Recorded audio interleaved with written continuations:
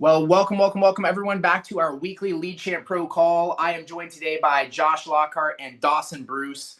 And we are super excited. If you're here as a part of the live audience, I'm having a fantastic day today. I hope you're having a great day as well. If you're listening to this recorded, if you're listening live and you're not having a great day, here is your notice. Here's your sign. It is time to turn things around. You can decide right now to have the best day of your life today. Go make more sales, right? Have more results, get more done, be more productive than you have the first half of the day. You can change that on a dime right now. And today we're excited to spotlight someone, a Lead Champ Pro user, a top agent, another top agent spotlight, who has literally completely turned his business around from a year ago or a little over a year ago when he was part-time, just part-time selling to where now, okay, and Josh is going to come in a little bit and talk about this. Now he is kind of becoming the go-to guy, a specialist even on closing and bringing in big annuities, which I know a lot of people want to get involved in. He sells a ton of insurance. He's a super great guy. I've actually known him for years, always trying to bring value to people. And he was willing to take some time out of his day to come on and share and really help build value with you guys. So Dawson, thank you so much for being on today, man. We so appreciate you taking the time to be with us. Before we jump into it, maybe you want to just introduce yourself, maybe give your background before insurance, what you're all about. Yeah, for sure. So been in sales for about 10, 11 years now. Started out kind of with Nick in the network marketing space when I was like 19, so I'm 32 now. And I got into car sales, which went really great. Did well there for about 7 years. Got out of the business, just kind of hated that lifestyle. Started selling mortgages as a broker with a big firm in Charlotte. And when rates went up and things changed, that kind of changed my business. And I hadn't been in the business really long enough to prepare myself for that. So I kind of started looking for other options and I stumbled upon Josh back in 2022, I think middle of 2022. Got licensed. Josh told me to set 15 appointments. I showed up on dials. I set six pretty quick and I was like, that's good enough. And I went out and ran those appointments the next day, sat with three. I think I sold two and I was like, okay, this is easy. And that's not how it turned out at all. So after that, I was kind of in and out part-time, make a little bit of money, have some chargebacks, in the home, which if you've ran in the home, you kind of know how crazy that can be. 1 minute you're in a really nice living room, potentially having wine or beer with a client, and then you're trying to find the trailer next door that has no door on it to run an insurance appointment. So that was kind of a racket. And in 2023, I kind of got to the point to where I wasn't sure if I was going to stay in the business and was considering other things. I basically didn't work that much that year, spent a bunch of savings, and I was like, I gotta do something. And Josh knew I had to do something, so he approached me and he said, "Hey, we finally got Lead Champ up and going. Are you ready to go to work? Like really go to work?" I said, "Sure." So showed up first month of January, and we've been here ever since. So you've been running strong now full time for like a year and a couple months then. Yeah, since like January of last year. Yep. Wow, let's go. Okay. And then Josh, obviously everyone on here knows, Josh Lockhart, right? One of the founders of Lead Champ. You guys obviously work closely together. I've been able to hear some of these incredible stories, but now and I didn't even realize it was, you were kind of in and out, even thinking about quitting. I just thought you were maybe part-time, just coasting, but really from there to now, you guys are talking about $1 million annuity opportunities Well, like part every week. part-time, people say they're part-time, and I think maybe the only person that's good at part-time is the guy that's like Dan Trinati. Everybody knows Dan Trinati. He runs an agency, hangs out in Colombia, sells $1 million annuities, then takes a hike and, goes to the sauna, does yoga, whatever he does. He's awesome at doing that, but part-time basically just means you don't have a job and you're unemployed. So that's the truth. Wow. Okay. So since sorry, since you said that, Dawson, so we were at an event in Greenville that Jamie Yes. had put on. Hey, you know Sean where I'm Mike. Hmm. going. Sean Mike gets a couple people up in the front and he's asking everybody what they do. And Sean asked Dawson, "Oh, are you full-time, part-time?" He goes, "Part-time." And he goes, "Oh, what else do you do?" And Dawson goes, "Nothing." And Sean's like, "How does that work?" Ooh. It Wow. doesn't. That would have made me so uncomfortable. I don't know how you survived that. Okay, but now let's not beat up on him too much, Josh, because the reason we have him For on here is sure. because, a year and a half later, y'all are talking about $1 million annuities every single week. You were telling me a story about how he basically completely reversed, a situation with a client the other day. Would you let everyone know, like, why do we have him on here now? How is he crushing it today? Yeah, well, no, number one is it's really easy on a call like this where I'm looking at faces and there's a bunch of great people, bunch of top producers, people that are on every day. We all get to know each other, and it's easy just to go, oh yeah, this is what everybody does. No, it's not, right? Like most agents in the industry don't do anything. Most real estate agents don't list a house. Most, the people are like, well, what's the average person do? Nothing. Okay. So when you hear about somebody, I think we all love the story and we get excited when somebody comes in the business and they just zoom to the top and we're like, oh, what are they doing? Da, da, da, da. And we don't know the story. Very rarely do we get to hear about the story of somebody who like had a tough time, like for whatever reason, right? Maybe it was their own doing and then figured it out and then had success. And we don't hear those stories very often because I think we're creatures of habit, right? And if you have a bad habit with whatever area of life, like whatever, an object in motion tends to stay in motion.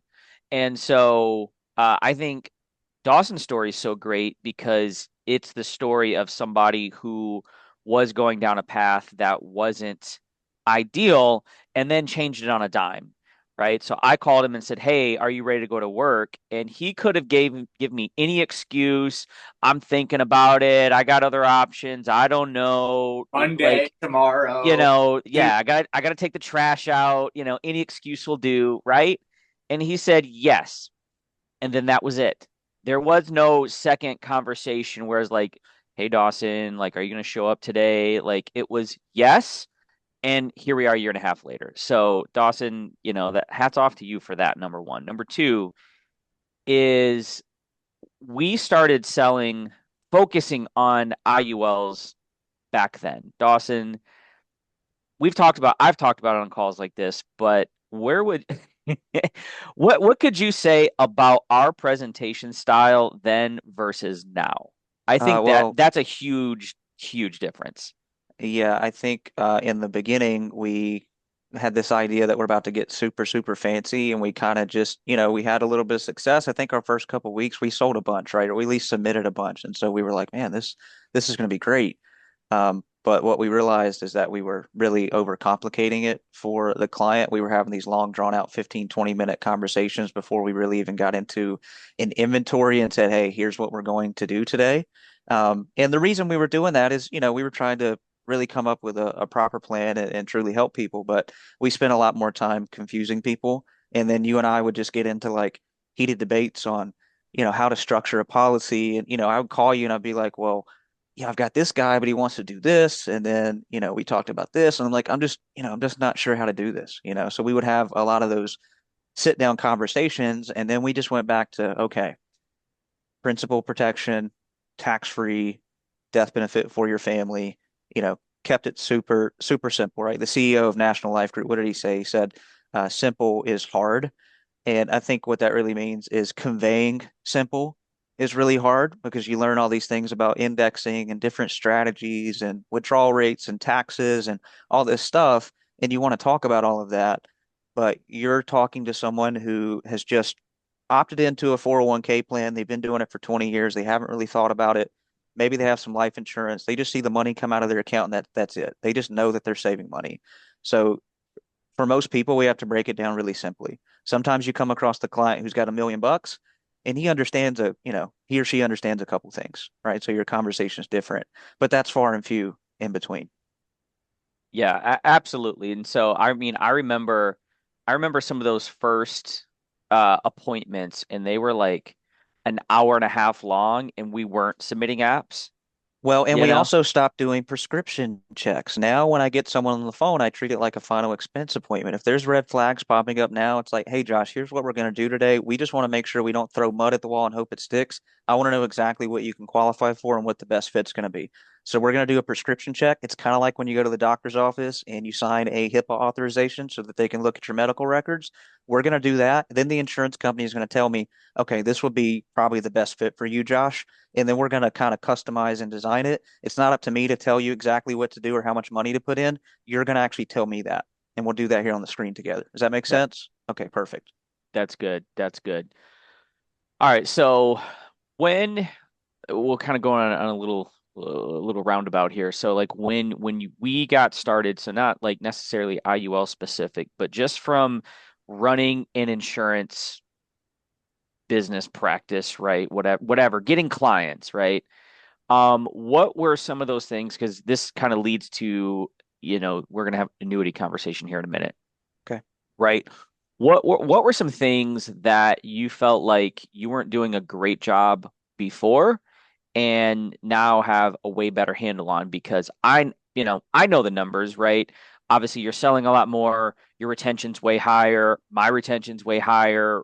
You're like every day I get a not every day, but like it seems like every day I'm getting a text like, hey, got another referral, got another referral, got another referral. This client has this money, that client has that money. Where like that wasn't a thing before. It was like lead sale, lead sale, lead sale, lead sale, and like that's it. None of these other things were conversations that we were having. So what are some of those things? You coined a phrase when we kind of getting lead champ going. You're like, hey, what's your what did you say? What's your So client yeah, retention? What yeah. someone asked me, they said, what's your customer service plan? And I didn't really have an answer at the time. And then as we got into using LeadChamp a lot more, and all this is like a compound effect, right? It's not like you just start using LeadChamp and then you're selling a bunch of insurance. Like you guys are probably already selling a lot of insurance. It's just going to make your business more effective. So after, all of these leads going into the system for, 6 months, a year, now just over a year, we're starting to find more of those upsells. I've done about 250K in annuities, which isn't a big number, but that's just off of just people that were like, "Hey, I saw your message. Can we talk again?" And I wasn't, going for it, right? So that's sort of a compound effect of just all these systems kind of working in the background. And when I was asked that question, what's your customer service plan? I really didn't have an answer until LeadChamp came along, right? Because that kind of is the customer service plan. If you use it to its capacity, and you're really doing what you're supposed to do, you're going to have all these little tasks and things that you need to follow up on because you've got constant touch points going out to your clients. So I would say, integrating LeadChamp was obviously a big thing, but you said what's one of the things that you struggled with and was like an area of improvement. The biggest area of improvement outside of just going to work, because that's always the main thing. You got to have leads and you got to have appointments, was staying organized and just on top of my business. Something as simple as, the client misses a payment, but I've got 10 appointments today and that's what I'm going to deal with. So I just forget about them. I can't tell you how many times I've had someone go into a missed payment. I forgot about it. And 3 days later, they text back. They're like, yeah, can you tell me what my options are? Versus before that just falls through the cracks.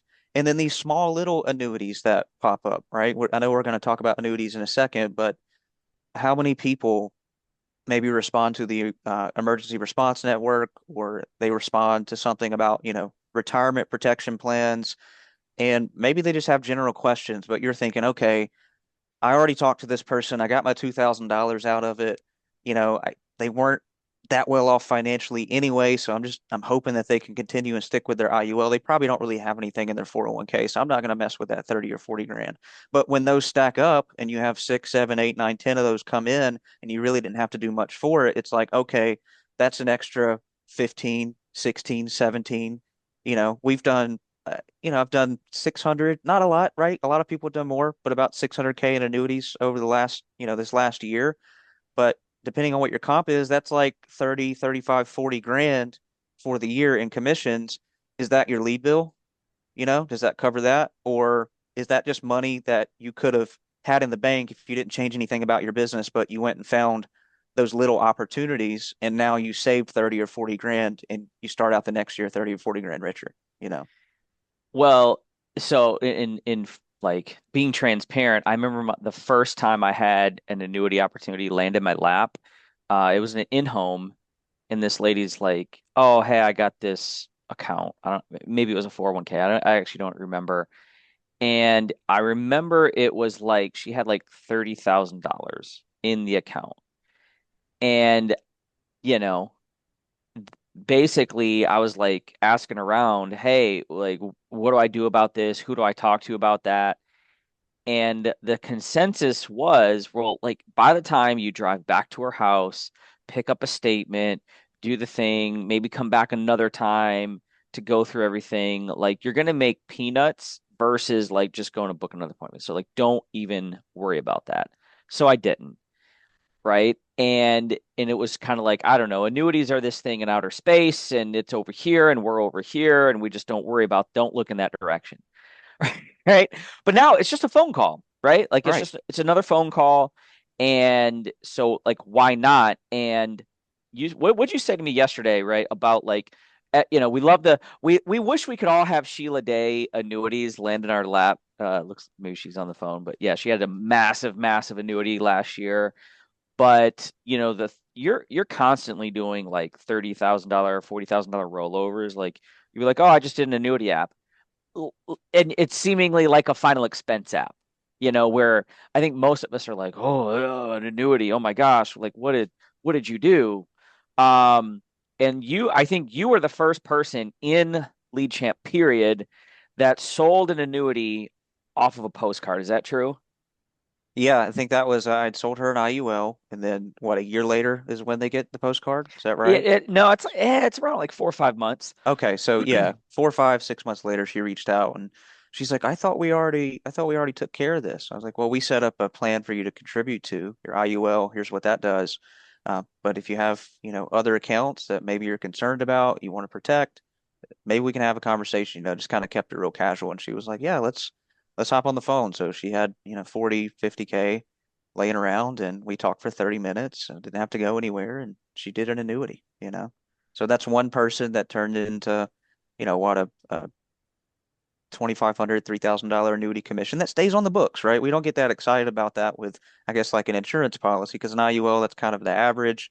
Some stay on, some fall off, but most of the time when you write an annuity, it's going to stick. And again, I think why more of these opportunities are popping up is just because of that consistent dripping on your clients. Obviously, we want to do a great job in our presentation, but I've had clients call me back 6 months later to talk to me about something that's completely different, not insurance related. They'll be like, hey, I'm thinking about buying a house and I'm looking at like FHA loans and conventional loans. Do you know anything about that? Like, can you talk to me about that? And I think the reason that's important is we've kind of built this relationship to where they're like, okay, Josh, Jamie, Derek, Dawson, like those are my guys. If I have a question, I know they're there. They text me probably more than I want them to, but they're available, you know?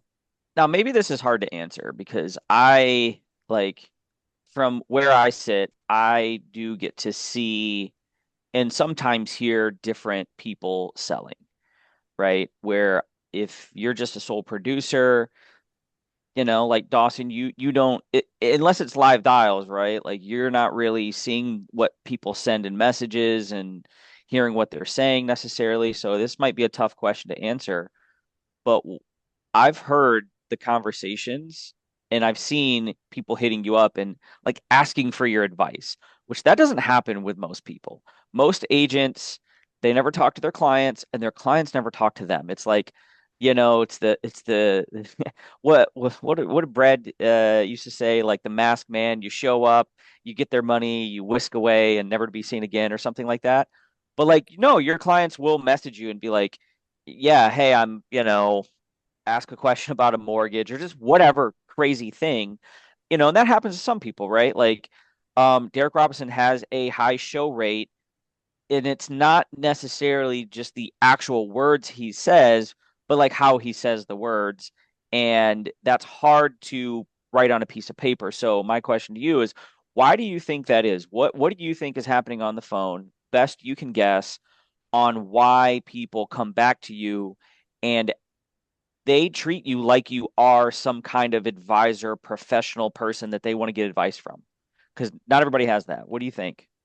Well, I think it's a couple things. I like this stuff, so I like to talk about rule of 72 and compound interest and all these things, right? And some of these, like, it's very simple things, but for most people that aren't, in the space, like it kind of goes over their head. So I think my biggest problem in the beginning was kind of doing a little bit too much of that. And I wasn't finding like with an annuity call, my biggest struggle was really finding the need for it. I mean, yeah, we all know, hey, you can't lose money. You can earn interest when the market goes up, right? But it's like we're just pitching another product, and there's no product that equates to a plan. It's not about products, it's about strategy. So we have to find a need and get our clients to buy into this strategy because they understand that they're part of the reason or the main reason that, I'm doing it this way, right? Not everybody's going to do it the same way I'm going to do it. I'm doing it this way because, this is what's best for me. And I had a client the other day who has a ton of income, guaranteed income. He's about 60 years old. He's retired from the Air Force. Now he does contract work, and I think he's retiring in about 30 months. So he's kind of got everything planned. He didn't really want an IUL. If I remember correctly, probably wouldn't have qualified for one. And there was just like no value being built there at all. And I couldn't figure out, okay, what's the need for this client? Well, the more we talked, he didn't really have a need for income because he's got, $5,000 pension plus another VA benefit and some sort of disability that's coming in. And then he's going to start taking Social Security. So we started talking about his wife and what it's going to look like for her if he passes away before her. And he's like, well, she's going to get all my, she's going to get my pension, like all my income. So she's going to be good. Well, a question I asked him, and I learned this from Dan Chernati, is, are you familiar with the widow tax? He's like, no, what's the widow tax? I said, so, if you look at your current income, it's what, about 120 grand a year? He's like, yeah. I said, so that's probably going to be stay about the same. He said, yep. I said, so right now, based on the way the tax code is written, you're married, so you get a $31,500 deduction. So if you make 120 grand a year, you're showing less than 90. That's what you're taxed at. That puts you in a 12% tax bracket. So wealthy people love talking about taxes, right? So that's what we're talking about. And I said, when you pass away, your wife is going to lose one of your Social Security checks. So that's going to be less income. Plus the money that you're generating from all of these, other assets, it's going to continue. It's going to be the same, but because you're not married anymore, the tax bracket's going to change, and she's going to go from 12% to 22%. So even if she's still making the same money on 120 grand a year, how much is 10%? That's $12,000. I said, so do you have any concerns about not only her losing the Social Security income, but the additional taxes that she's going to have to pay, which is less income that she can put in her pocket? Would you feel more comfortable making sure your wife had the same guaranteed income that she does today with you alive and here? Or are you okay with that being less or different when you pass away? He was like, well, I never thought about that. I said, plus her Medicare cost is going to go up, right? Because that's based on your income. Her taxable income is going to go up when you pass away. So her Medicare cost is going to go up. We're talking about, 15, 16, $17,000, right? That she's not going to be getting.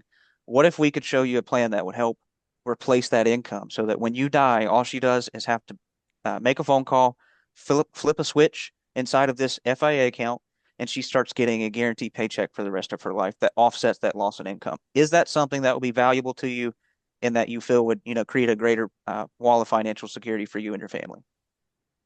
And he was like, yeah, absolutely. I've never thought about that. And he was kind of putting me off, and now we have an appointment with his wife next week.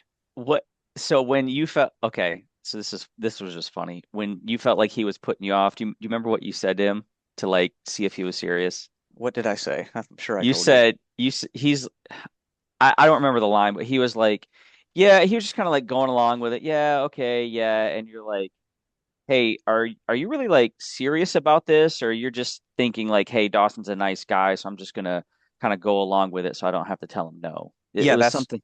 that's what I said. I was like, is this something you're actually interested in talking about? Or you're just kind of trying to let me down easy because, Dawson's a nice guy and you don't want to be rude. And he Yeah, was like, yeah, I'm not thinking about doing anything for like 30 months, and that's kind of when we dug into everything. And I was like, so you're retiring in 30 months? He's like, yeah. I said, so your plan is to start doing everything, planning for retirement when you retire or after you retire, or are you thinking it's a good idea to start doing that now, 3, 4 years ahead? He's like, yeah, we yeah. should probably talk about it now. But people say things, it's not what they mean. So we have to get them to clarify. Yeah, Yeah, no, that's really good. And I think a lot of people on here are like, well, he's super smart. And Yeah, I that was think, crazy. That example right there blew my mind because that was, I mean, first off, I think anyone who heard it understands like, you could probably repeat that example back. Dawson did such a good job explaining it, but I had never considered that something like that would even exist, right? That guy is imagining that when his wife passes away, or that when he passes away, his wife's life is even going to get easier, maybe, because now they have less of an expense, but same income. But realistically, her income is going to go down, her expenses are going to go up, and you know, her living situation is going to change dramatically. He didn't even know that. Mhm. So that was huge. Like, how did you learn stuff like that, Dawson? Is that like how? Like, come on, where did Uh, that come from? well, being in the industry is very helpful. But I met a guy some years ago. I think Jamie probably knows him, and owned a big financial firm, broker, insurance broker, and managed money. They did, private capital, all kinds of stuff, raise money for businesses. And so I don't know, at an early age, I was just kind of like, hey, I kind of need to learn about this stuff, and, made decent money in my life before this. So, I realized, hey, it's not about how much you make, it's about how much you keep. And I usually tell people it's the best way to start learning about these things is not, hey, let me go see if I can sell my client. It's like, look at your own finances and figure out, okay, how could I improve my situation? And, get online and read about an annuity and how it's taxed and, watch a couple short videos on, maybe somebody you like that's presenting it. So that's, it's just an interest of mine, I guess. And then we're professionals. Like that's what Dan Trinati said. Someone asked him, I think it was Derek, he said, what really changed things for you and how did you attract, these people in your business? Because, he doesn't have a massive team, but he's got, I don't know, 10, 15 key 20 people that just write a lot of business and they write good business that sticks. And he's like, what's the biggest difference? Well, we became experts we became experts, right? And a lot of people are good at sales. Like being an expert about products and stuff doesn't mean you're good at sales at all. Being an expert on strategy, like, yes, that's important. But if you don't know how to convey that and, get on the same level with your client, like you just kind of know a bunch of stuff. It's like being a dictionary and nobody wants to open a dictionary and just start reading it.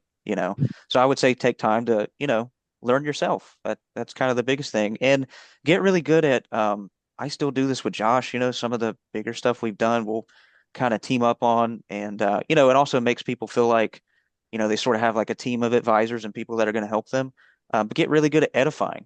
Ask really good questions, just like in the inventory. We do really good with, health and budgets and all that stuff for life insurance. But when it comes to these assets that they have, come back to those and ask them, do you know how much retirement income your 401k should generate for you?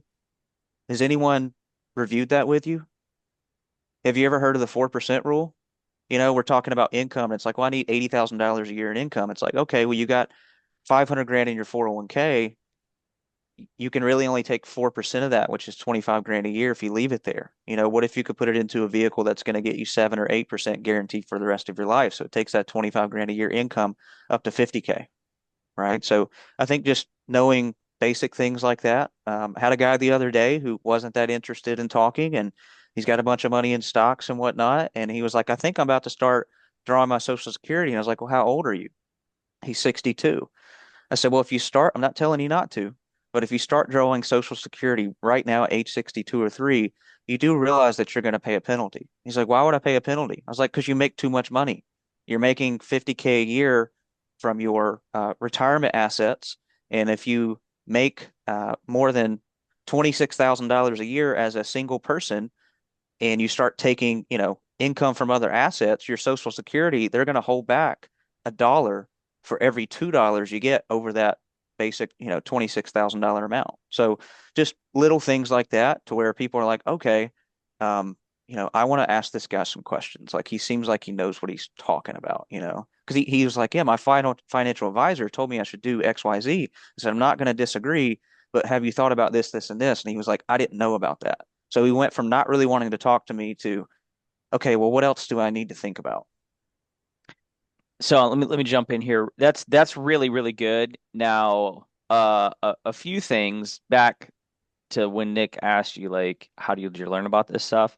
I think the biggest thing you kind of whisked by it. You said, "Well, I have an interest in this stuff." Like you like to talk about this more so than other people, and that has led you to really understand, these products and kind of what we're doing. I would say it's also a cautionary tale for some people because we, me and Dawson and I had some conversations last year, and it was like, I don't understand why, we're talking to clients and they just, we're trying to get them to like pay attention to this stuff and they're just not. And I was like, yeah, they're a truck driver. They don't think about this stuff ever, ever, ever, ever, ever. They're not going to as soon as we get off the phone.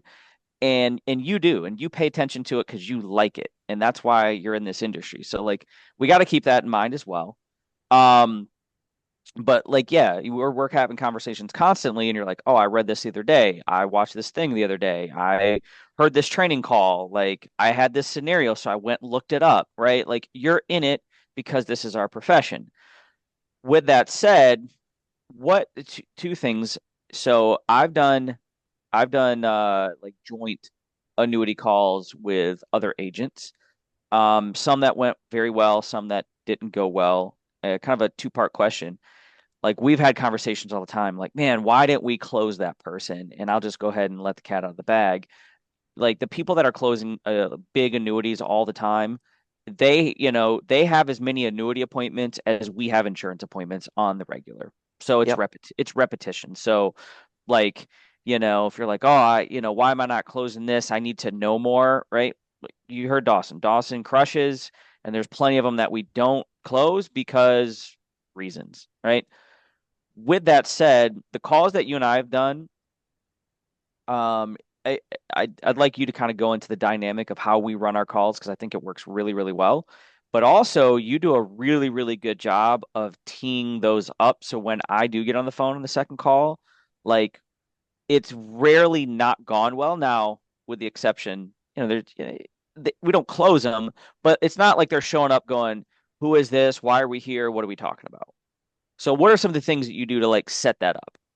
I think when you do your IUL or final expense appointment, if you make a sale, great. If you don't, you have to pivot to something else. I think it goes back to just taking a really good, needs assessment and inventory so that you have a really good idea of what the client is looking for. That way you're not just getting on the phone and saying, "Hey, Josh, here's Betty, talk to her." We can get on the phone. It's like, hey, Betty, this is Josh. I mentioned to you that we were going to be sitting down together. Josh and I have both reviewed all of the information that you gave me, and you set us up really well to be able to design a plan that we think is going to be appropriate for you. Here's what we talked about. We talked about, uh, you know, guaranteed income for life. We talked about principal protection.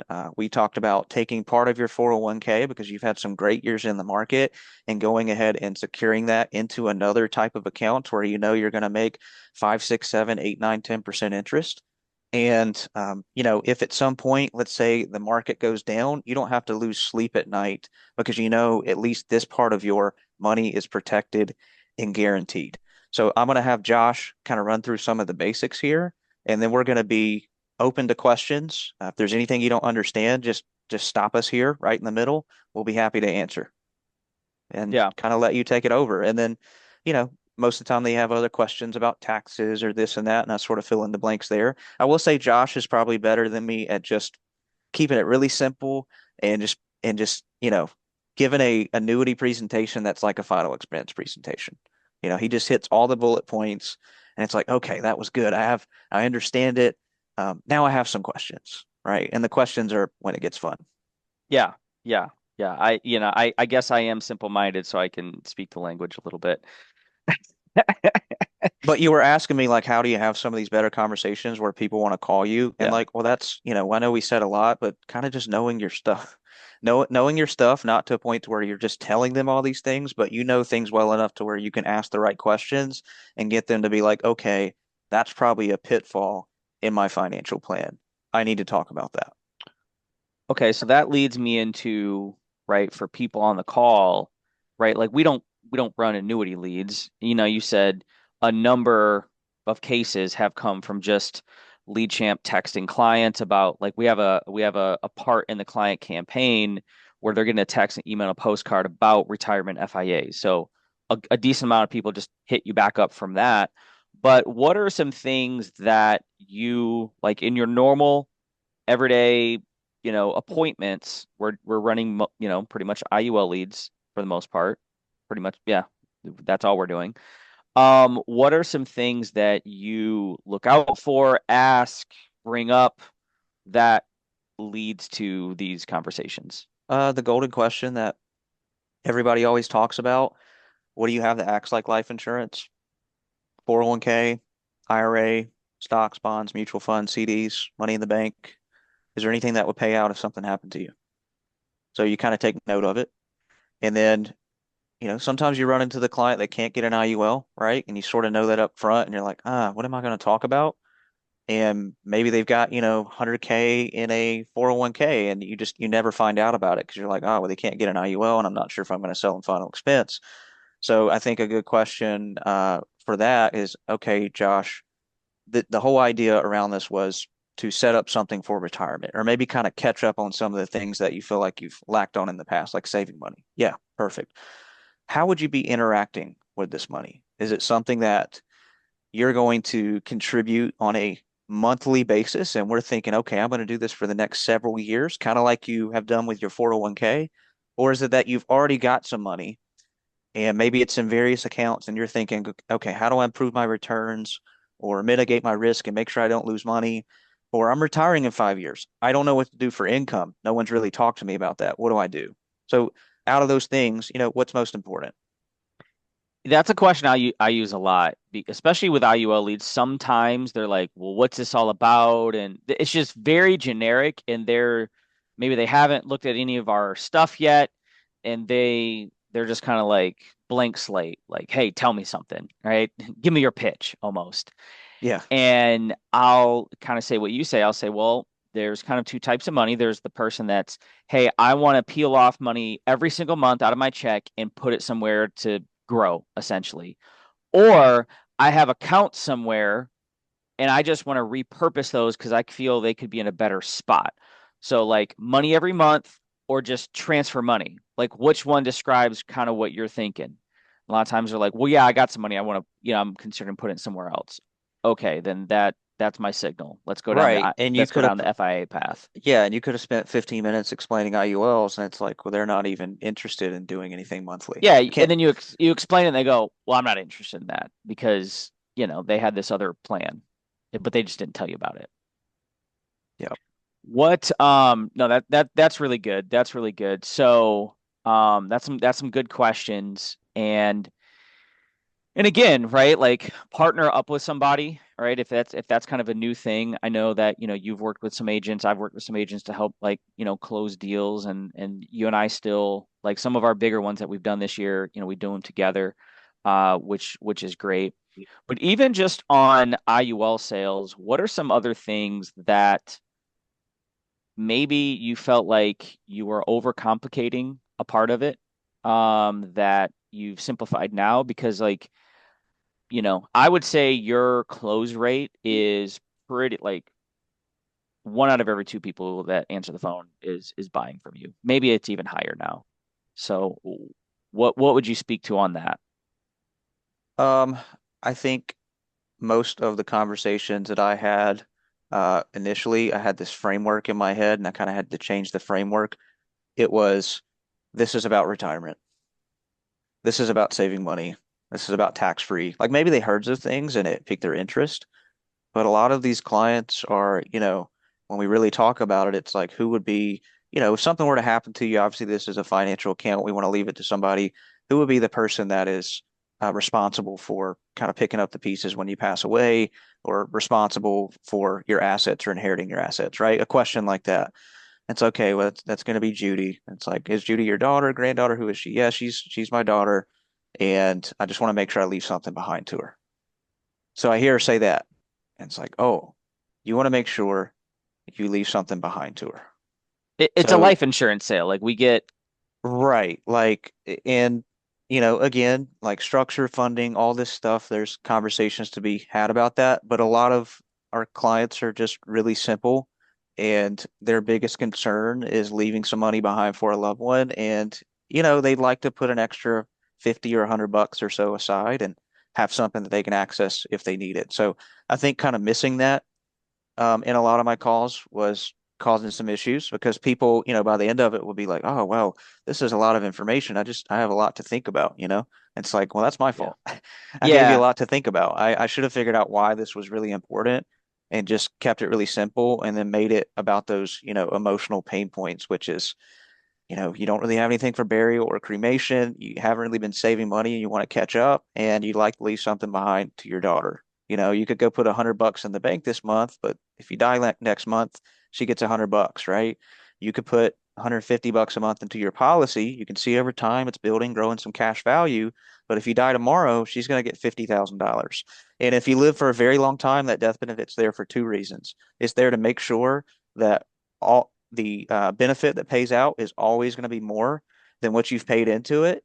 And then any cash value that's in there is there that you can for you to be able to access tax free. That's why the death benefit's so important. Yeah. I mean, and even like I think was it yesterday, the day before, like you sold a term policy on an IUL lead, right? Hmm. So I only bring that up to say, and I did it too, right? Initially, it was like, oh, IUL, everything is this, financial conversation, tax-free retirement, da da da da, and we're gonna race to the illustration and show them how great it is. And it's like we had how many? I don't know. We had a number of people who we set up properly structured IULs that came back and they were mad because really what they wanted was more death benefit, but we just kind of glossed over that.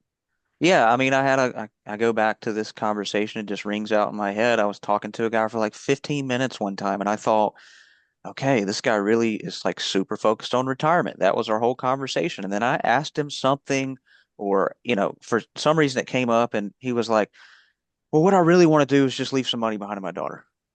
And I'm like, why weren't we talking about that?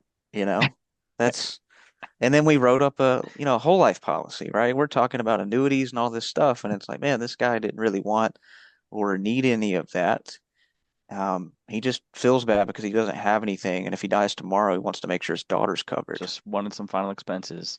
Yeah. Absolutely. Absolutely. Yeah, yeah. And at the end of the day, like that's what we do, and we can overcomplicate it. So just, keeping things simple and learning some not tricks, but like continuously learning about the profession, the trade, picking up some word tracks, picking up some strategies, hearing what other people say. Again, like look back at your last, I mean, if you're brand new in the business, right, then obviously it's all new. But, if you've been here for 6 months or a year or more, right, look back, hey, how do I have more tools in my tool belt than I did 6 months ago, right? Do I have better words and word tracks and understanding of these projects, products and strategies than I did 6 months ago? And if you're exactly where you are, from 6 months ago, then like that's a you problem. Even if you sold a little bit more because you bought more leads or you worked more, congratulations. But like, are you actually getting better? So I would I say mean, that's the biggest change, Josh, the last year. I don't feel like I've done I can look at the numbers. It's not like I've done a lot more in production, but the production we've done has stuck. It's been quality. If you look at the main carriers, persistency is, 85, 87, 89, 90 plus percent, like just depending on the time frame, but I haven't seen, at one point, persistency was bad, right? yeah. 59, 58%. So that's dramatically changed. And again, I think a lot of that just goes back to using lead champ. That's really working all the time, obviously number one, right? Got to work. But using lead champ was really the only thing that changed. Yeah, that's incredible. Nick, yeah, if you want to jump in here, anything I Yeah, missed, anything you want to add? I've been taking some crazy notes. I'm really impressed with Dawson's knowledge. And I think Dawson, is it fair to say that if someone on here that's listening is looking to learn annuities or IULs and they want to set some appointments and have you run them with them, are you open to, I know that's how you kind of learn as well. You and Josh running appointments together. Are you open? I know you've run some appointments with some people on here as well, but are you open to that if people want to, kind of Oh, see for sure. split you in on a deal? Yeah, Derek and I have done a few of those. We actually had one closed down the other day, but then the guy's company just wouldn't let him move it, right? Because he was under 59 and a half and couldn't do an in-service distribution. So I kind of thought that was going to be the case. But my point is we've done quite a few of those. And even after those calls, you can ask Derek. I've been like, hey, man, like, what happened on that call in your opinion? Like, did I do good? Did I do bad here? It's like if I don't know, we're gonna figure it out together. and obviously it takes practice. But yeah, if you feel comfortable reaching out to me, maybe you just want to have a conversation about annuities or run some scenarios just as examples, we can. Or if you have a client, I'm happy to hop on and just give some advice. And then if you want me to actually do the presentation, then you can just kind of sit there, tee it up really good, edify me, make sure they know what we're talking about. But I'll take over from there and hopefully we close a sale and we both make money. Derek's cracking jokes in the chat, but Oh gosh, I didn't see. I really like, joking aside, I really do think anyone who's trying to break into the space, this is probably one of the best ways that you can do it.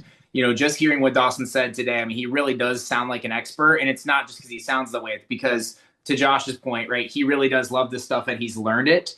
And I think that if there's any one piece of advice that we should all take on here that Dawson gave, it is to go and give some attention to your personal finances and make an improvement there that will then help you. And like that, I thought that is such a good idea, because anything that's specific to you, you're going to learn it, right? That improvement that will matter for your bank account is actually going to make a difference for you. And then it's going to make a difference in all of your future appointments. That's huge. And then obviously you keep saying use lead champ, use lead champ, use lead champ. Obviously we're talking mostly to lead champ users here. I do want to commend you for actually hitting the what happened button. Yeah, I see behind you all the time. You actually hit it with the client. They get the Dude, message. I freak out if I don't hit it. I check the next day and I'm like, what did I miss? Did I not hit no show? Like, I feel like my whole thing is messed up if I don't do that because I depend on it so much.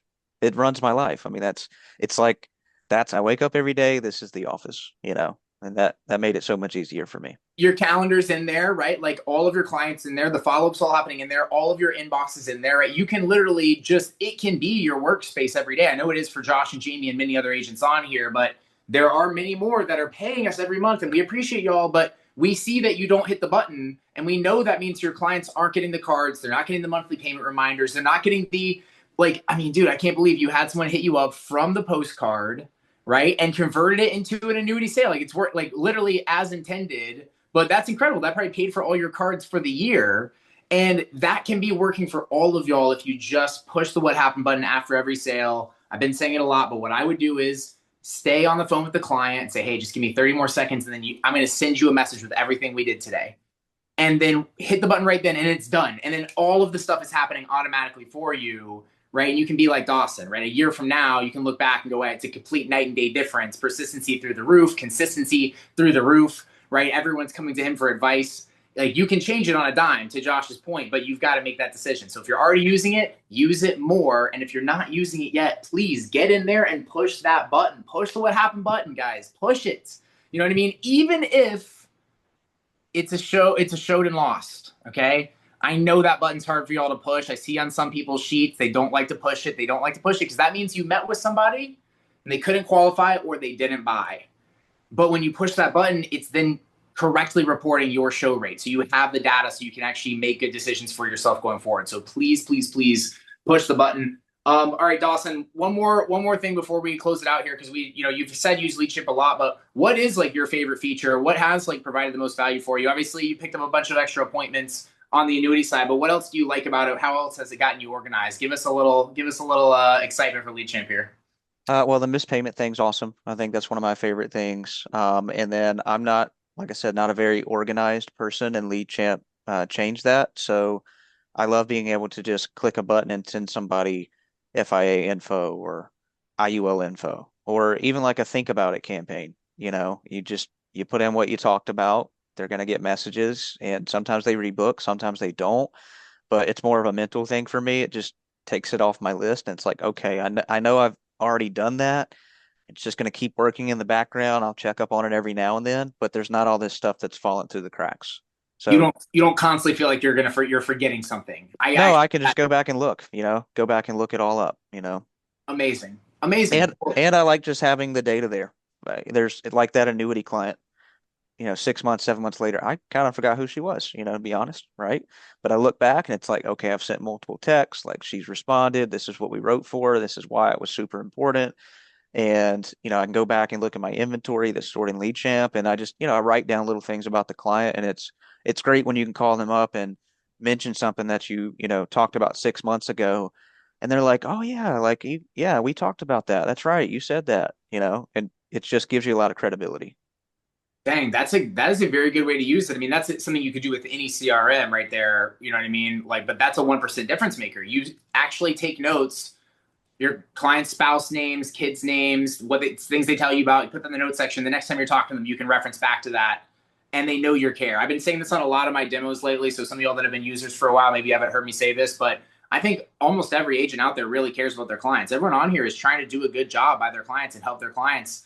But what LeadChamp does is it lets them know that you care, right? The communication happens that maybe you would, if you saw them again, you would have a great conversation, but because you haven't, there's no way to fit it into the time, they don't know how much you care. But whenever they get the messages, right, they know you actually care. And that's why they have that conversation with you. And that's why to some degree why they're coming back to you for advice, right? Part of it is because they know you have the answer, or at least it sounds like you do. And the other part is, oh, he's staying in contact with me, right? Like this is someone that actually stuck with me. He didn't just Yeah. leave me behind. Yeah. LeadChamp helps make sure your clients never forget you. I mean, that's one of the reasons it's important to me. Let's go. Well, on that note, Dawson, thank you so much for coming on. Josh, as usual, thank you so much for both y'all spending the time with us to help everyone else take their business to the next level. Before we go, whether you're watching this recorded or live, big promotion for next week. And by the way, if you ever want to join us live, leadchamplivedials.com. Every Wednesday at 12 o'clock Eastern time, we record this live. Next week, we're going to be talking about how LeadChamp is the best CRM for IULs and how to maximize IUL sales with LeadChamp.